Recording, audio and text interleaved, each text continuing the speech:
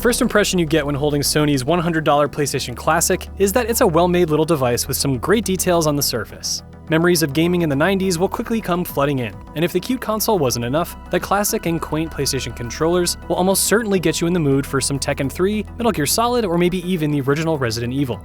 Upon booting up the system and diving into the main menu, you're greeted by the bright color scheme of the original PlayStation's memory card and CD player menus, albeit with a carousel of the 20 available games ready for perusal. So far, so good. Pick a game, and you're seconds away from revisiting some of the most iconic games of Sony's debut console. That reintroduction, however, may not go as smoothly as you'd expect. As someone who regularly plays PlayStation games today on both HD and SD displays, take it from me, the PlayStation Classic will give you a false, negative impression of what PlayStation games should look like. Even if you don't want to go to the trouble of playing with the real thing, you can always emulate games on a slew of devices, including a PlayStation 3, and have a far better experience than that of the PlayStation Classic. It's well known that mid-90s 3D games can look rough around the edges, so it's not surprising to see jagged 3D models and crummy textures on the PS Classic. You may also recognize the familiar screen door-like dithering effect over large parts of the screen, though because you are playing on an HD flat screen and not a CRT, the effect is very pronounced. All of these caveats are part and parcel of the PlayStation experience, and could in theory be forgiven, but not in practice. The PlayStation Classic is configured in such a way that the overall image is rendered blurry at 720p due to poor image stretching, which consequently muddies up graphics that were already borderline ugly to begin with. Perhaps the most disappointing aspect of the PlayStation Classic's implementation is that some games exhibit frame rate issues. Tekken 3 is the most obvious example, and it's either because the system is poorly optimized, or, more likely, that the game is based on the PAL release from Europe.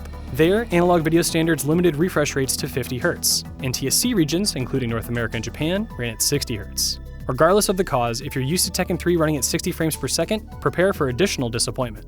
Going back to the notion of playing on a CRT, the difference between analog and digital displays is one that can almost be overcome with the help of a scanline filter that blanks every other line of resolution.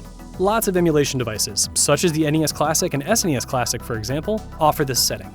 It's a divisive trick that doesn't suit every player, let alone every game, but it's a nice option to have when faced with games that are made unsightly due to the increased scrutiny when playing a 240p game at 720p. Sadly, the PlayStation Classic doesn't offer scanlines, likely due to the fact that the image is seemingly rendered before being stretched to 720p, hence the overall blurriness.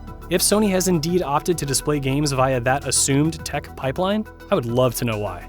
The frustrating thing about the PlayStation Classic's basic configuration is that it's based on a well-documented emulator, EPSXE, which supports a wide range of options to help you tailor the handling of games to your liking. Want to add anti-aliasing or change native resolution? You can do that almost anywhere you use the emulator, but not on the PlayStation Classic. Sony has effectively left options on the table that could have made a big difference when it comes to actually playing the games you're feeling nostalgic for. Rough images on screen shouldn't totally overpower a great game though, right? In some cases, you can still find enjoyment after you get over the initial hump of disappointment.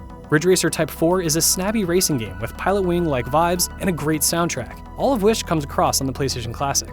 Mr. Driller, Super Puzzle Fighter 2 Turbo, and Intelligent Cube make for a strong trio of puzzle games that are even better when played competitively.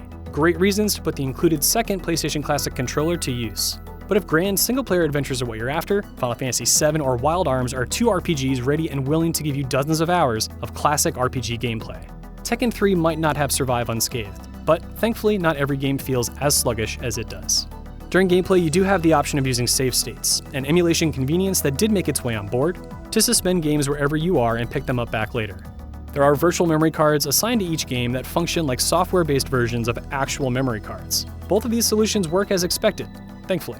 After you've spent considerable time with the PlayStation Classic, the simple included controllers start to feel inadequate compared to full-featured DualShock controllers. The PlayStation had those way back in 1997, dual analog sticks, vibration, and all. These weren't defining qualities of the PlayStation experience at large, but some games do suffer by their omission. I'm looking at you, Metal Gear Solid. That point lies at the heart of why the PlayStation Classic goes from being an enticing curio to a disappointing missed opportunity in short order. The debate over selected games aside, using the PlayStation Classic feels like partaking in a rough recreation of the original PlayStation experience. And if you've spent any time with Nintendo's classic consoles, you'll see the user experience here for what it is, just good enough. The PlayStation Classic doesn't feel like a celebration of PlayStation's formative years the way Nintendo's systems do, nor is it a smart adaptation of a capable emulator working behind the scenes. I would like nothing more than to tell you that the PlayStation Classic is a pleasant surprise, that it will match your excitement and then some. And this sadly isn't the case, and short of Sony refreshing it, or the hacking community breaking it open and reconfiguring it, the PlayStation Classic may never be more than a puny PlayStation with good looks.